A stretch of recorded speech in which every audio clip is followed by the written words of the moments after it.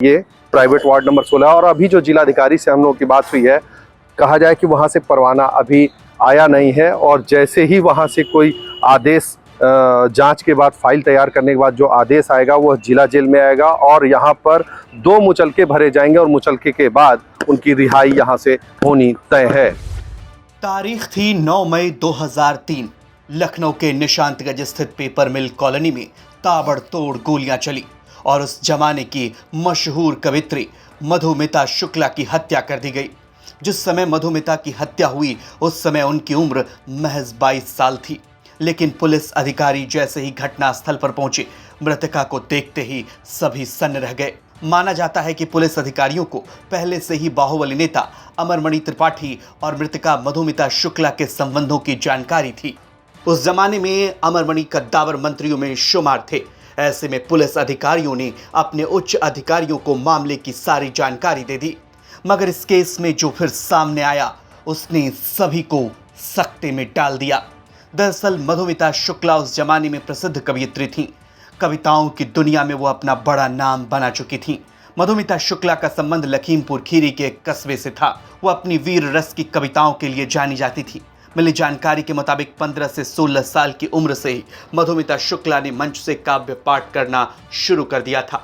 वो अपने काव्य पाठ से अपने क्षेत्र में पहचान बना चुकी थी। लखीमपुर खीरी से निकलकर मधुमिता यूपी की राजधानी लखनऊ आ गई। इस दौरान उन्होंने लखनऊ में कविता पाठ करना शुरू कर दिया। जल्द ही उन्होंने यहाँ भी अपनी अलग पहचान बना ली। बताया जाता है कि इस दौरान उनकी मुलाकात बाहुबली और उस समय के बड़े नेताओं में शुमार अमरमणि त्रिपाठी से हो गई। बताया जाता है कि अमरमणि त्रिपाठी के परिजनों को भी मधुमिता शुक्ला का कविता पाठ पसंद आता था। परिवार के कुछ सदस्य मधुमिता को सुनने भी जाते थे।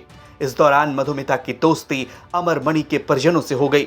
धीरे धीरे मधुमिता का अमरमणि के घर आना जाना शुरू हो गया।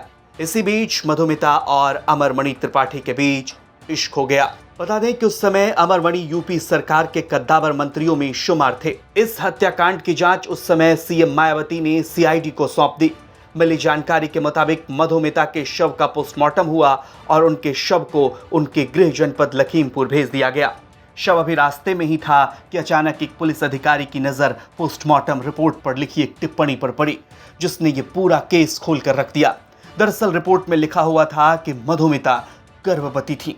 अधिकारियों ने शव को फौरन रास्ते से वापस मंगवाकर उसकी दोबारा जांच करवाई। डीएनए जांच में सामने आया कि मधुमिता के पेट में पल रहा बच्चा अमरमणि त्रिपाठी का था। ये बात सामने आते ही यूपी में हड़कंप मच गया।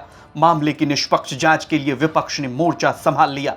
बढ़ते दबाव की वजह से बसपा सरकार ने मामले की जांच सीबीआई को दे दी। मिली जानकारी के मुताबिक सीबीआई जांच के दौरान भी गवाहों को धमकाने के आरोप लगे। तब इस केस को देहरादून की फास्ट ट्रैक कोर्ट में भेज दिया गया। जांच के दौरान इस केस में अमरमणि की पत्नी का भी नाम सामने आया। देहरादून की विशेष कोर्ट ने अमरमणि और उनकी पत्नी समेत 4 लोगों को दोषी माना और उम्र कैद की सजा सुना दी। माना जाता है कि अमरमणि को चाहे उम्र कैद की सजा मिली हो, मगर सियासी गलियारों से अमरमणि का दबदबा कभी कम नहीं हुआ। हालांकि आज की बात करें तो कारागार विभाग द्वारा जारी आदेश में कहा गया है कि अमरमणि या मधुमणि को किसी अन्य वाद में जेल में निरुद्ध रखना जरूरी ना हो तो जिला मजिस्ट्रेट गोरखपुर के विवेक के अनुसार 2 जमानतों और उनकी ही धनराशि का एक मुचलका भरवाकर दोनों को जेल से रिहा कर दिया जाए। यह आदेश अमरमणि द्वारा सुप्रीम कोर्ट में दायर याचिका पर पारित आदेश के अनुपालन में जारी किया गया। दरअसल अमरमणि ने अपनी समय पूर्व रिहाई के लिए याचिका दायर की थी।